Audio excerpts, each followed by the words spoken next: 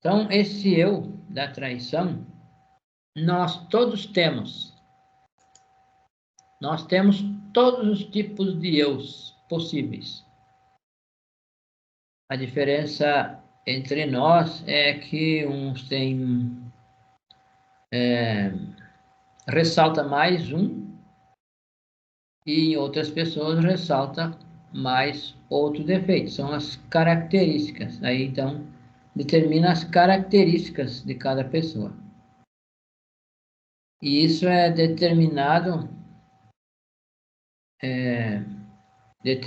isso é o que determina o signo que a pessoa nasce, que ela vai nascer.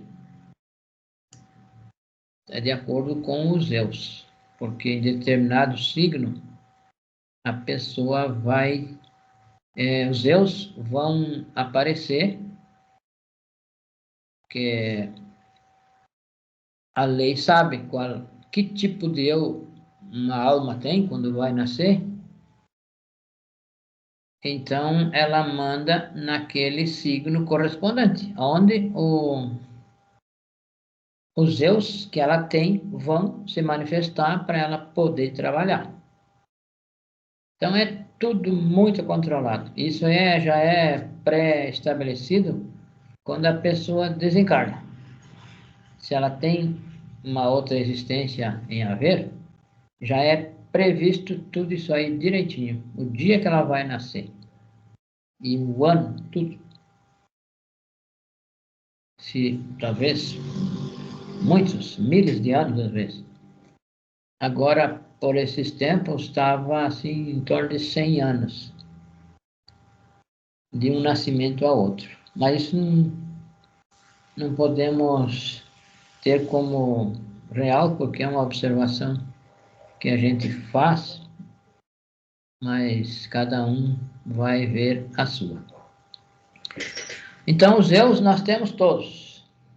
Temos todos, só algumas pessoas ressaltam um e outros ressaltam outro. São a característica psicológica de cada pessoa. Então, o eu da traição, nós temos todos temos o eu da traição. E os três traidores. Então, essa conferência é um paralelo com o drama cósmico, com a vida do Cristo, do Mestre Jesus.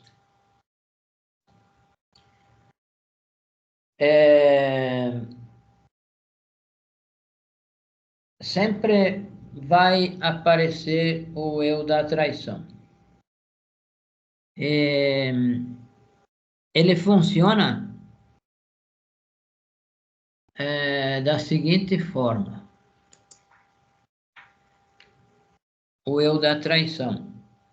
Então, lá no drama cósmico do Mestre Jesus, o que ele fez foi viver fisicamente o que nós vamos viver aqui na nossa psique, na nossa psicologia. Ele viveu publicamente, no mundo físico, na sua vida. Tudo que ele fez, tudo que ele sofreu, as injúrias, as calúnias que ele sofreu, não só na hora da crucificação, mas durante a sua vida, durante aquilo que se conhece da vida dele e o que não se conhece também. Ele viveu isso publicamente. E porque é de uma forma da arte. Isso ele demonstrou em forma de arte. Então, um teatro vivo, um teatro ao céu aberto. Então, aquelas injúrias, as calúnias, as reprovações, as críticas que ele recebeu, vêm das pessoas, vêm dos escribas. Os escribas eram os intelectuais da época. Então, vem dos fariseus, vem de todas as classes, dos anciões. Então, os anciões lá que criticam ao Mestre Jesus são as pessoas aqui no mundo físico, representam aquelas pessoas experientes, que têm experiência, que se baseiam na sua experiência de vida, que contam, que levam em consideração tudo que aprenderam na vida, essas coisas, e que jogam isso contra o ensinamento. Por exemplo, um intelectual, uma pessoa que desenvolveu intelectualmente, escuta essas conferências dessa forma, talvez simples, ele diz, não, isso aí não, eu aprendi na faculdade diferente, não sei o que, não sei o que. Então ele critica, ele pode criticar uma pessoa como nós. Mas esses Zeus, os três traidores, o Judas, o Pilatos e o Caifás, nós temos dentro de nós.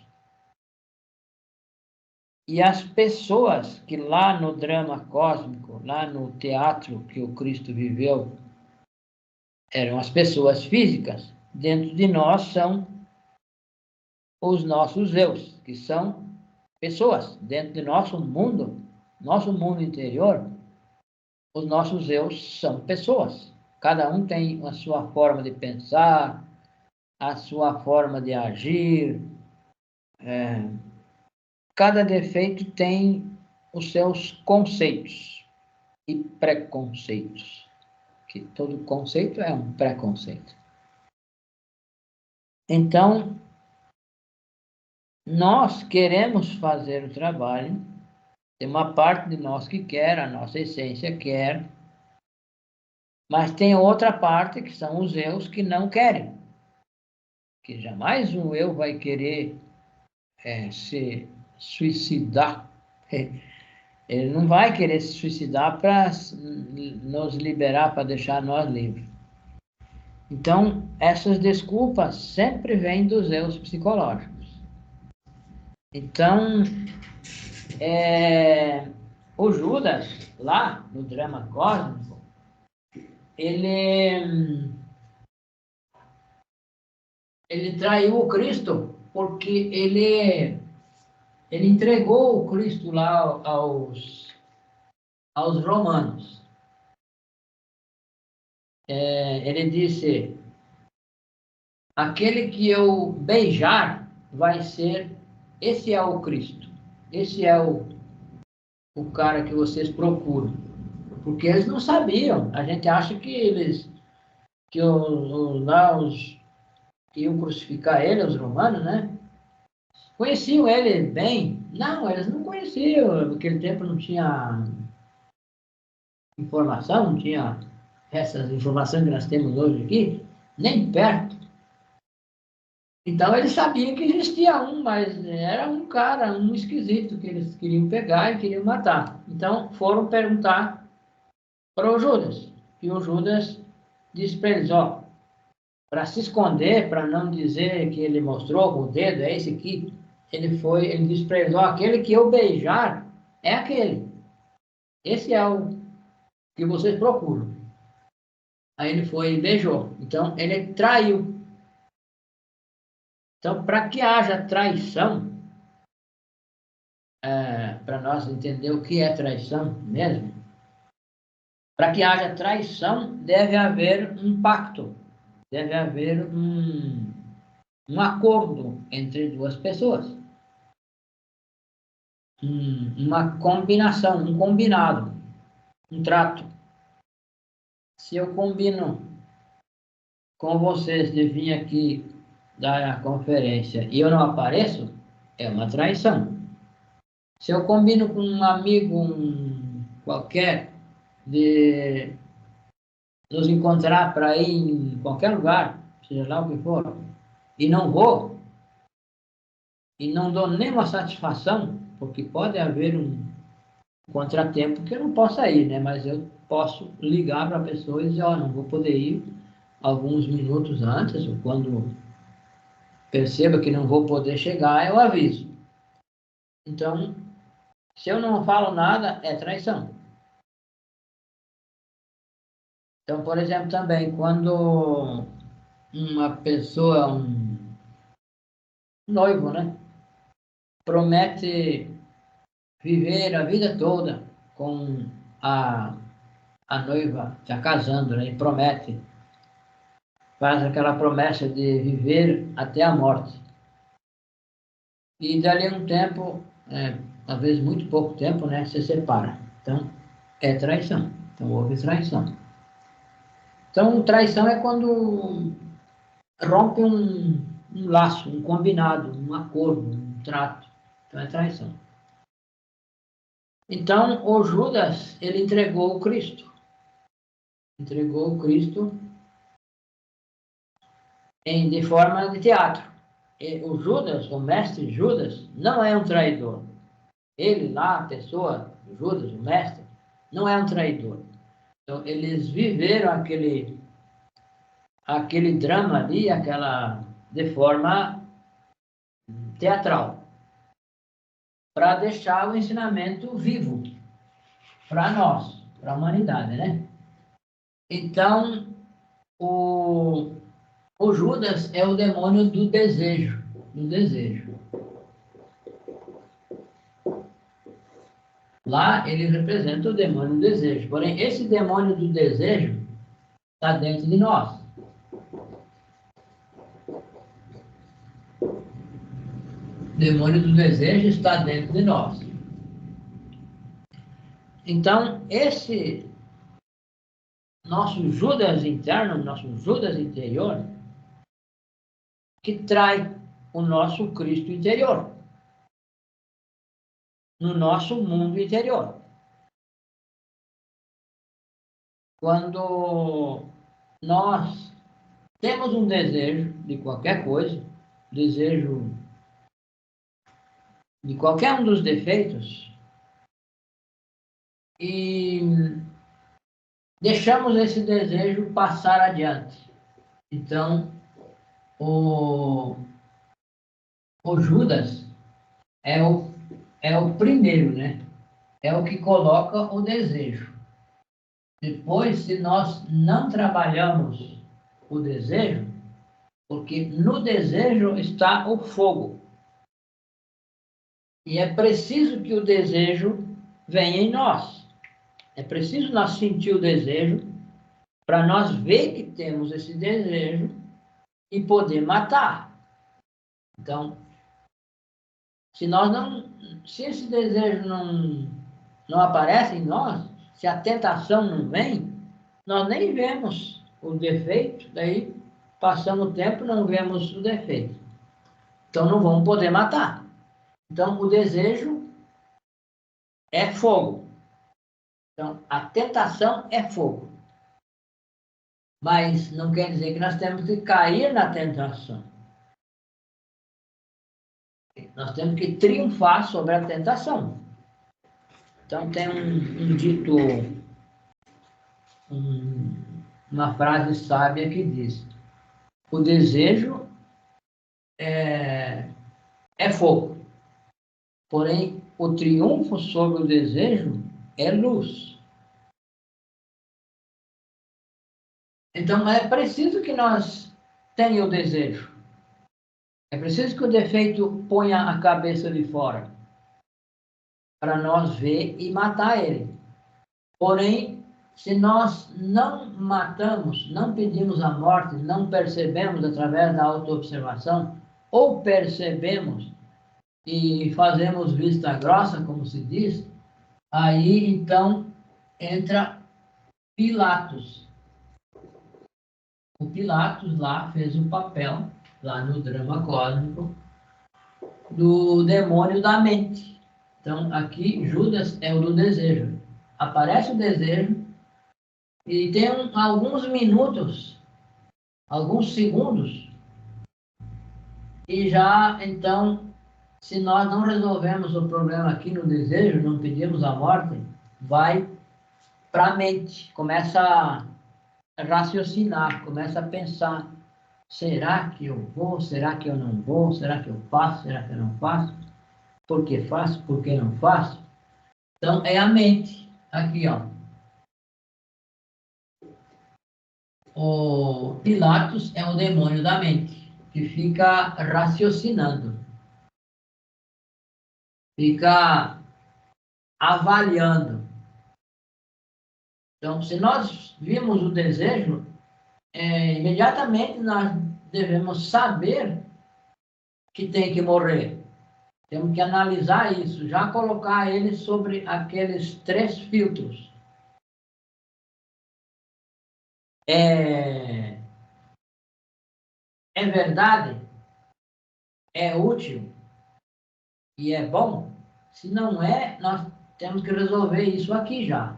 E não deixar passar para ali, para a mente. Não deixar que a mente comece a avaliar isso. Então, é Pilatos. Então, Pilatos, lá no drama, perguntou para a multidão: o que eu faço com esse homem? Aí, a multidão lá que estavam assistindo, tinha muita gente, todo mundo queria ver a crucificação, o julgamento. Julgar e condenar. Então, a multidão lá respondeu: crucifique, crucifique. Então, essa multidão, que lá no drama cósmico, Pilatos perguntou: o que eu faço com esse homem? Essa multidão dentro de nós são os nossos defeitos, que nós deixamos eles raciocinarem. Então, essa multidão, no nosso mundo interior, são os nossos defeitos. Todos os nossos defeitos. Em todas as áreas, em todos os tipos de defeitos psicológicos. Sempre há a tentação, e se nós não resolvemos aqui, vai para a mente, começa a raciocinar. Então lá, ele lavou as mãos. Pilatos lavou as mãos. Ele disse: eu não resolvo. Vocês que resolvam. Dizem que a esposa dele tinha dito para ele que não sujasse as mãos com o sangue desse justo. Ela era a pessoa, diz que muito sensível, e tinha faculdades, sabia tudo, conhecia, tinha clarividência, esses poderes assim. E ela disse para ele: ó, não suje as mãos com o sangue desse justo. Mas ele estava previsto para ele fazer isso. Aquele drama estava previsto. A lei sabia que ia acontecer aquilo e tinha que acontecer aquilo ali, para ficar o ensinamento plasmado no mundo físico, para as pessoas verem, e por isso nós estamos aqui hoje aprendendo desse drama. Então, essa multidão que ele perguntou, nós perguntamos dentro de nós, estamos perguntando quando começamos a raciocinar. Quando nós avaliamos se fazemos ou não fazemos. Se fazemos assim ou se fazemos assado. Então, essa multidão são os nossos defeitos psicológicos. Porque é uma multidão mesmo. É muito grande. Essa multidão são todos os defeitos. E se nós não trabalhamos nessa nessa etapa aí, vai então pro outro, o, o Caifás. O Caifás é o demônio da má vontade. Má vontade. Então, Caifás é o demônio da má vontade. Então, sempre o processo do nosso desejo sempre vai acontecer nessa ordem. Começa com a tentação, raciocínio e a má vontade, onde nós desistimos de fazer a morte psicológica. Vem a tentação, vai para o Pilatos, e nós não fazemos nada enquanto Pilatos, vai para o Caifás, que é o da má vontade, que nós temos o Judas, temos o Pilatos e o Caifás. Então são os três traidores do Cristo. Os três traidores do Cristo, do Mestre Jesus, que representam os três traidores do nosso Cristo íntimo.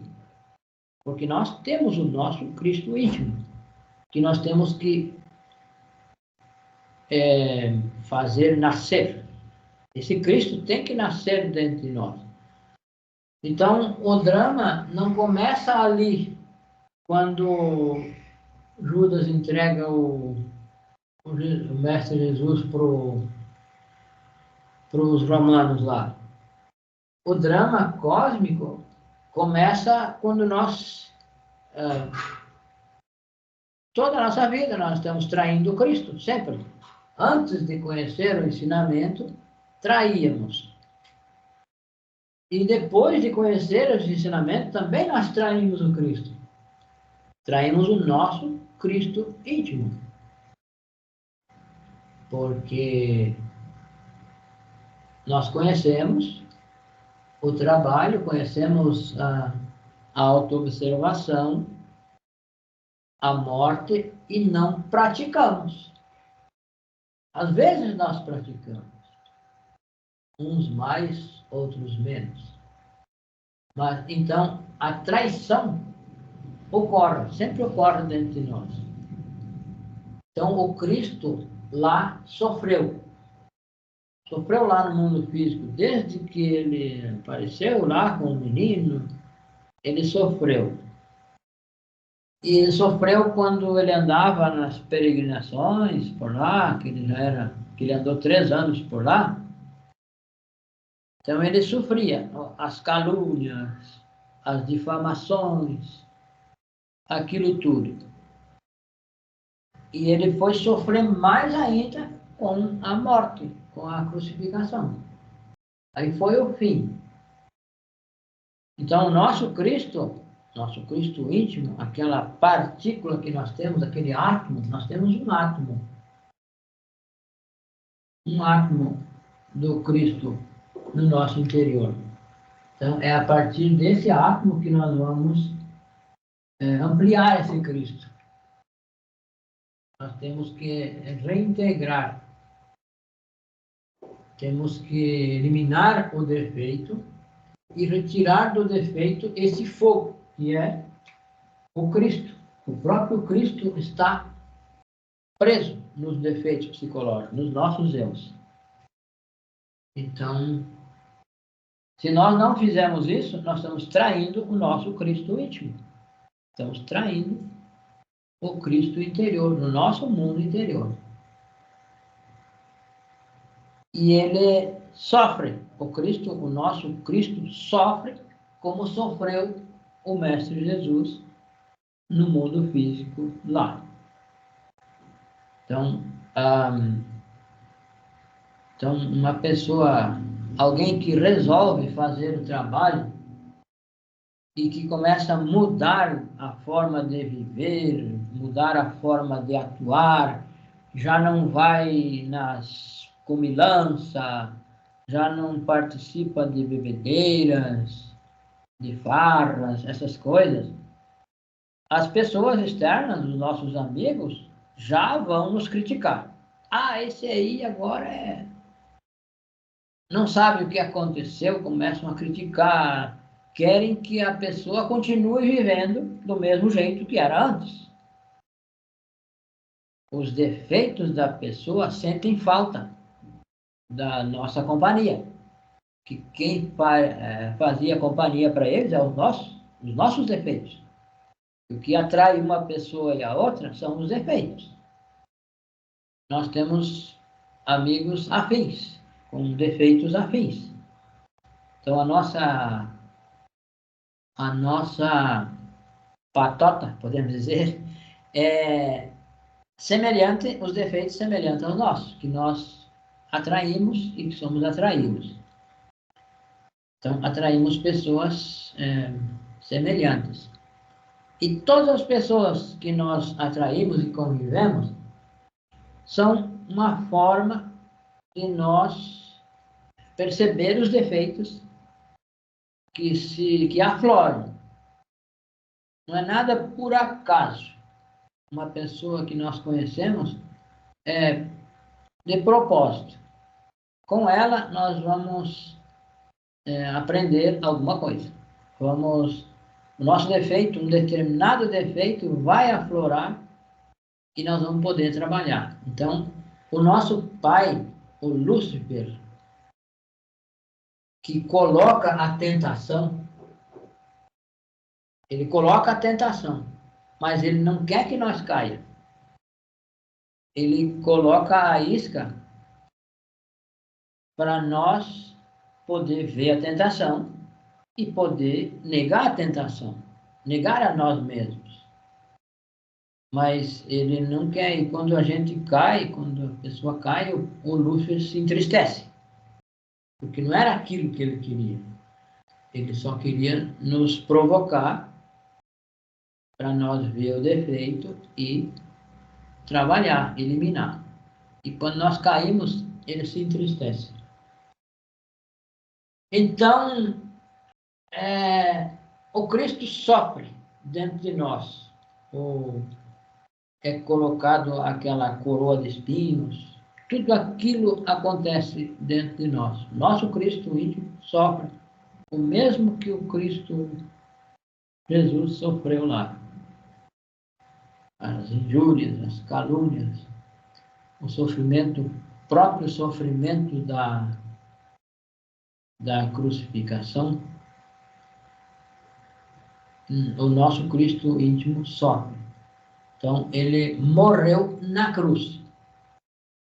Então, nós temos que morrer na cruz, que é o sexo. Então, o sexo, a cruz representa o sexo, e ele morreu na cruz. Então, nós temos que morrer nos desejos sexuais e transmutar a energia.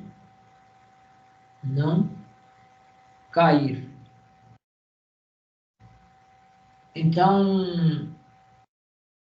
tudo o que ocorre na nossa vida, tudo o que acontece, vem para o nosso bem, para o bem do trabalho. Não é nada para nos derrotar. A lei, o nosso pai não diz assim, agora eu vou acabar com ele. Ele não pensa assim, ele não diz. Ele coloca aquilo que nós precisamos para que os defeitos aflorem, determinados defeitos aflorem, para nós poder trabalhar. Jamais a lei divina quer acabar conosco, quer nos derrubar. Se nós estamos lutando, estamos querendo, estamos estudando, estamos fazendo as reflexões, eles vão colocando conforme nós temos a maturidade para discernir.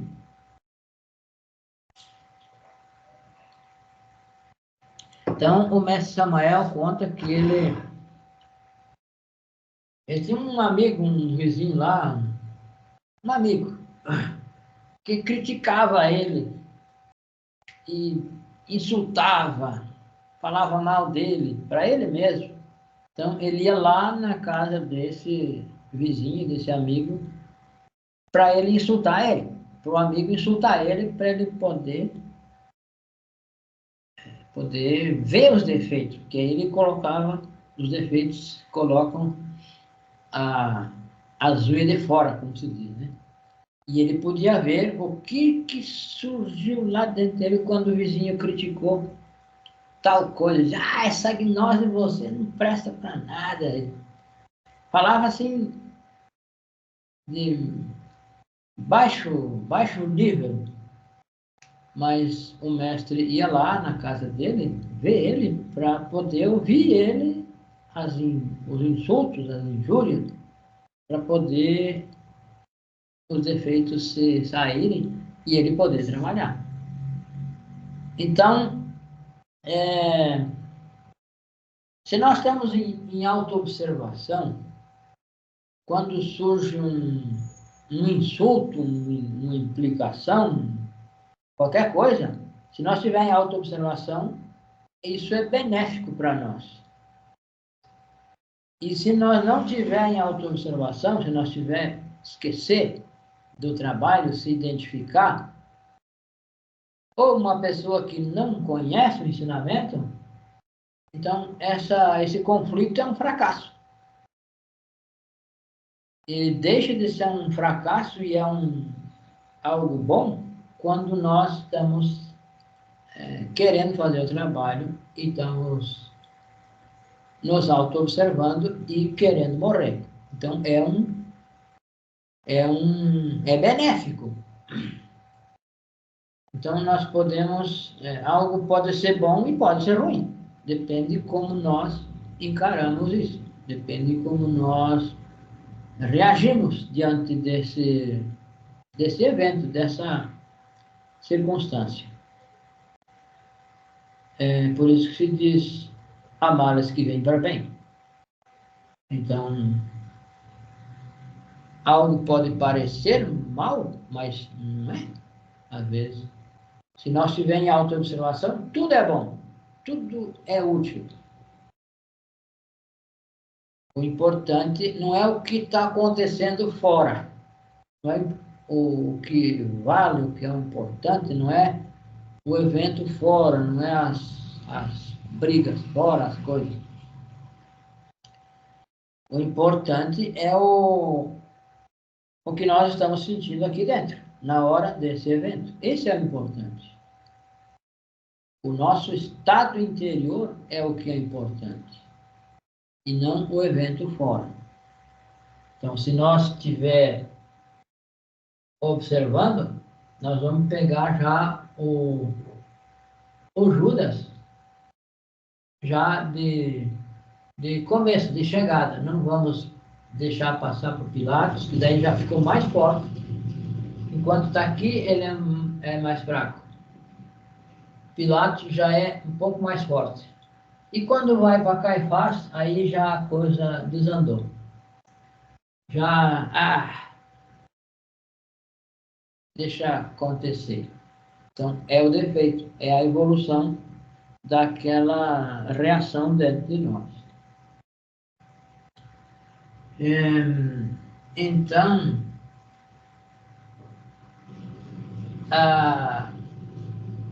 uma pessoa que está querendo fazer o trabalho, nós não devemos ficar com medo, com vergonha da pessoa, porque as pessoas criticam, elas vão nos criticar porque nós não participamos mais de alguma coisa. Já não fazemos parte de conversas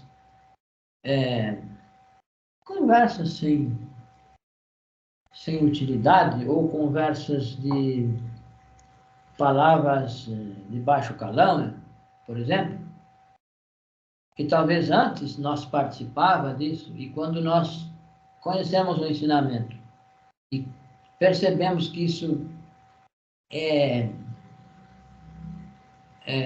não é bom, é daninho para o nosso trabalho, nós já vamos nos afastando dessa pessoa, ou pelo menos não se afastar da pessoa, fisicamente, mas na hora que ela fala essas coisas, quando ela nos instiga a assuntos de conversa mole, até fofoca, nós aqui dentro está já a nossa reação.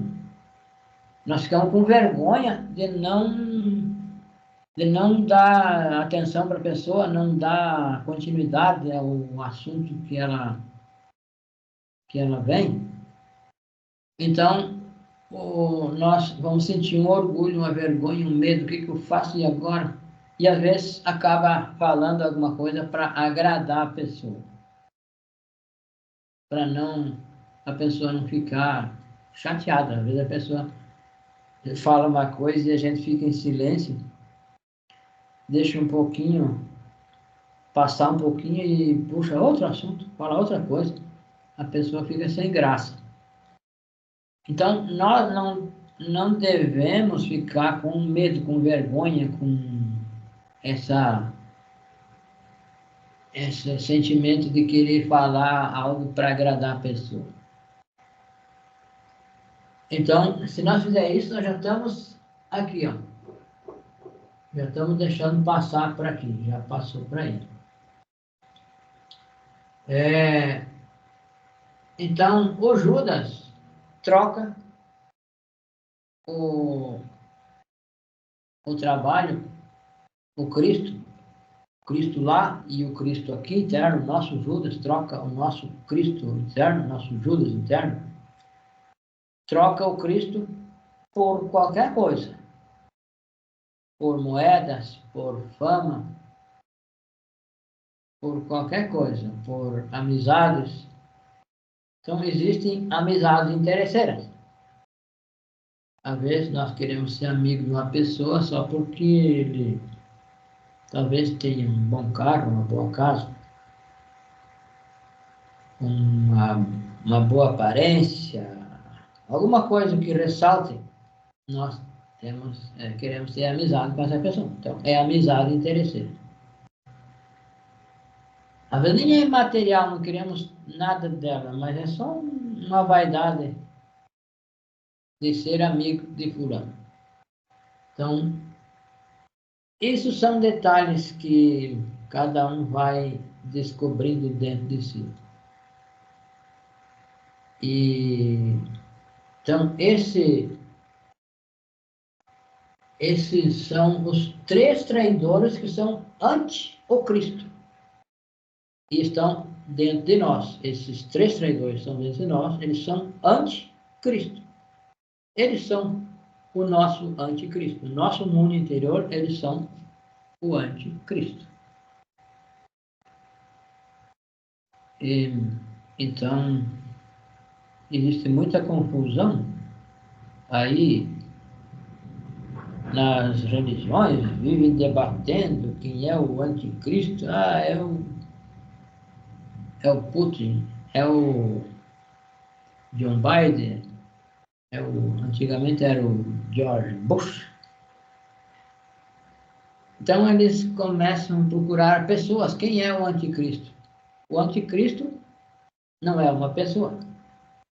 No mundo exterior e também no nosso mundo interior não é apenas um eu.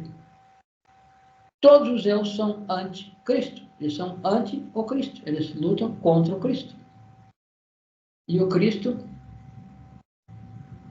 vai eliminar esses defeitos do nosso interior. É esse Cristo, é essa chispa do Cristo que vai eliminar os nossos defeitos. Então, a pessoa que está trabalhando, ela parece ser, ao mundo externo, ela parece ser de todo jeito, de todos os defeitos. As pessoas criticam, qualificam, ridicularizam a pessoa de todo jeito. Então, esse Cristo, nosso Cristo íntimo, sofre. Ele sofre em silêncio, calado no nosso interior. E os nossos defeitos fazem com que esse nosso Cristo íntimo sofra. se diz, sopra o indizível, porque não se pode, não se consegue nem dizer o sofrimento que o próprio Cristo sofreu lá e o que o nosso Cristo íntimo sofre. Então, essa conferência é para nós entender que o Cristo, que está no nosso interior, sofre quando nós permitimos que o Judas, que o Pilatos, que o Caifás ajam e não agimos imediatamente, já com o Judas. Oxalá nós conseguíssemos agir, pedir a morte já da tentação. E aí não teria força, porque o Judas tem uma determinada força, que é preciso que apareça a tentação. Já se vai para Pilatos, já a força de Pilatos, somada ao desejo, é maior. E quando vai para Caifás, é maior ainda. Então, o ideal é que nós comece trabalhando já a tentação. Não esperar que vá para a mente, porque a mente ilude, a nossa mente ilude. Nós criamos com os pensamentos, com a avaliação que nós vamos fazendo, nós até compreendemos. A mente, os defeitos levam nós a compreender uma lógica que nós estamos certos, que está correto fazer dessa forma. Então, deixamos passar e já aí atuou então Pilatos e o Caifás. Então, essa aí, a conferência é para nós compreender esse processo aí.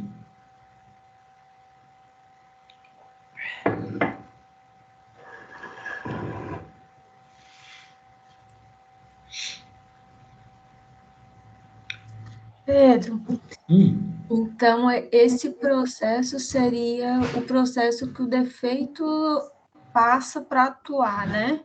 Seria isso. É a forma de atuação do defeito, independente a ordem de atuação do defeito. Essa ordem, ele primeiro nos coloca a tentação. Porque a tentação é preciso.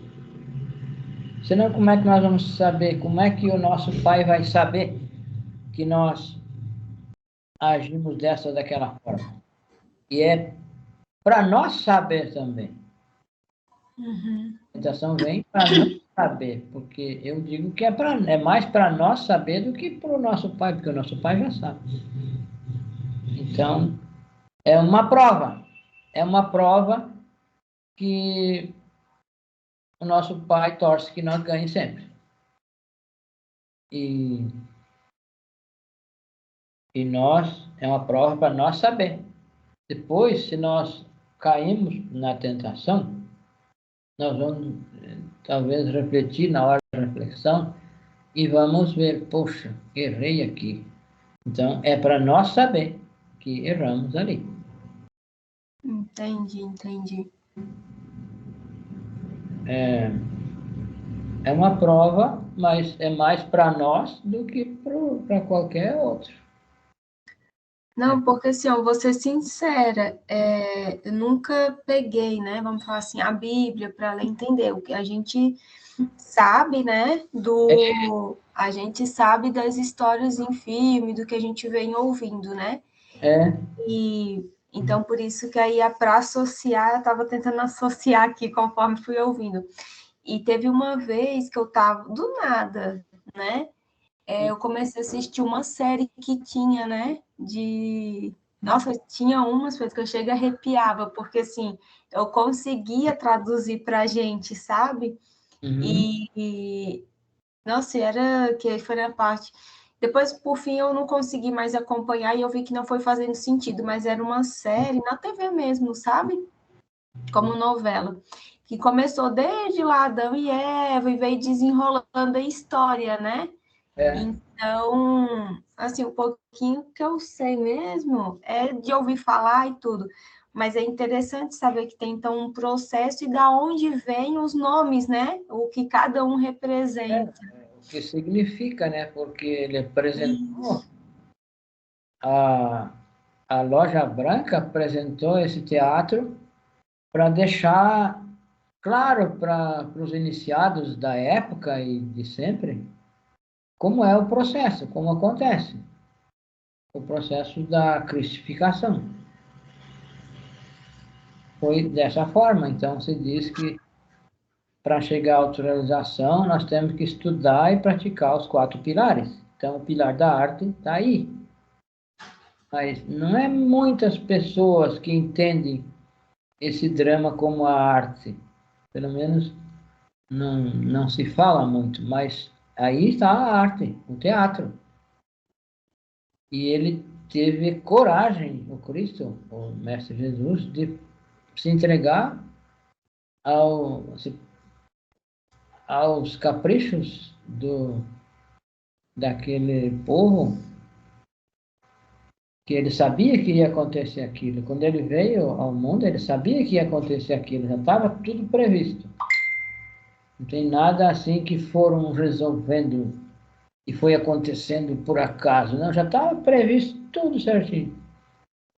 E os mestres, tinham muitos mestres que não apareciam fisicamente, mas estavam ali ajudando o Cristo para ele poder suportar aquilo.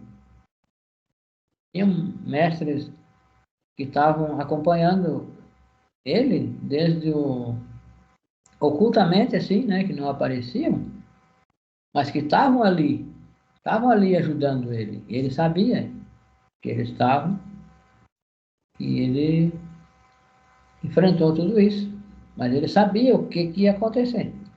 Então, ele morreu na cruz. E ao terceiro dia ele ressuscitou. Na verdade, ele não chegou nem a morrer. É um processo. Aí depois nós vamos ver as 3 montanhas. Tem as 3 montanhas, um tema que diz as 3 montanhas. É a primeira, a segunda e a terceira montanha. Então, é uma etapa do trabalho. Então, ele estava muito bem assessorado, muito bem acompanhado. Ele não estava sozinho lá. E o mestre Judas não era um traidor. Não é um traidor. Judas é um mestre ressurrecto. Ele é um Cristo. Ele só fez o papel de traidor no teatro. Ele fez o papel. Aí já Pilatos e Caifás já eram pessoas comuns. Pilatos era governador e Caifás era, sei lá, me lembro o que era, intelectual lá. Mas o Judas não era pessoa comum, não era um traidor, ele era o mestre, o mais querido do Mestre Jesus. E ele foi escolhido para fazer esse papel porque ele era capaz. Até dizem que ele chorou e disse, não, eu não vou trair, não vou fazer esse papel. E o Mestre Jesus disse, não, é tu que é capaz, não tem outro. Aí ele teve que fazer. Teve que ir lá entregar para os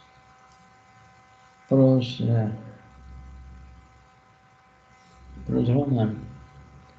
E o outro que disse lá, Pedro, parece que foi, né? Foi Pedro que disse, ele disse, antes que o galo cante 3 vezes, você me trairá.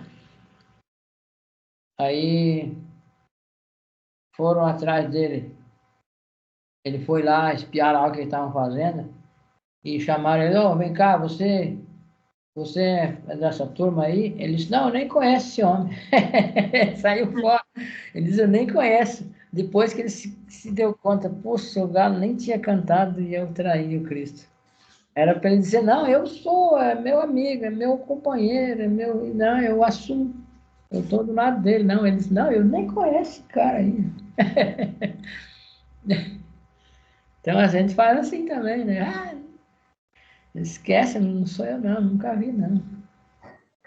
E é os nossos defeitos que fazem isso. Então,